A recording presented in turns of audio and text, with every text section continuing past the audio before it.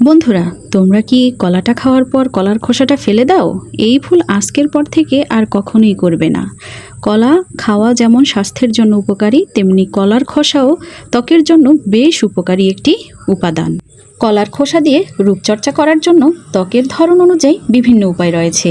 এটি দিয়ে ব্রণ ও ব্রণের দাগ কমানো, ত্বকের উজ্জ্বলতা বৃদ্ধি করা, বলিরেখা দূর করা এবং চোখের নিচে ফোলাভাব ও কালো দাগ কমানো যায়। এটি ত্বককে ময়শ্চারাইজ করতে এবং অতিরিক্ত তেল নিয়ন্ত্রণ করতেও সাহায্য করে।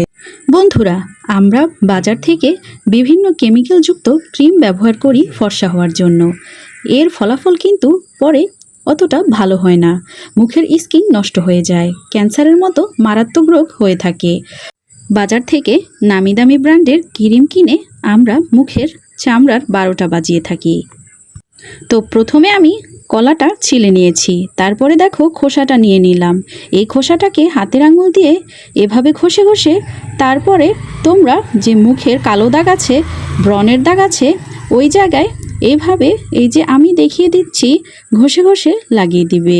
সপ্তাহে 2 থেকে 3 দিন ব্যবহার করার পরই তোমরা এর ফলাফল নিজ চোখেই দেখতে পারবে।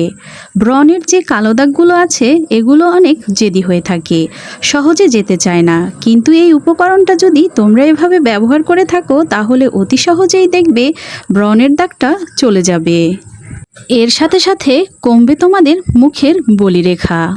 এভাবে যদি অল্প একটু কলা নিয়ে তোমরা চটকে মুখে ব্যবহার করে থাকো তাহলে তোমাদের বলিরেখা তো দূর হবেই, সাথে সাথে যে মেস্তার দাগ আছে ওইগুলোও চলে যাবে, বয়সের ছাপ চলে যাবে, ত্বককে করবে গ্লোয়িং, ঝকঝকে কাচের মতো।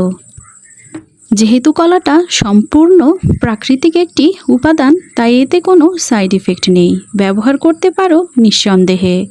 বাজারের নামি দামি ক্রিমের নামে যা বিক্রি করা হয় সেগুলো হচ্ছে কেমিক্যাল। এই কেমিক্যালযুক্ত ক্রিমগুলো দিয়ে ধবধবে সাদা হলেও একটা সময় পর স্কিন একদম পুড়ে যায়। তারপরে ত্বকে দেখা দেয় বিভিন্ন ধরনের অ্যালার্জিগত সমস্যা, যে সমস্যা সহজে যেতে চায় না, ত্বকের চামড়া করে ফেলে পাতলা। তো তোমরা এখন থেকে ঘরে বসেই প্রাকৃতিক উপায়ে ত্বককে করে ফেলো গ্লোয়িং।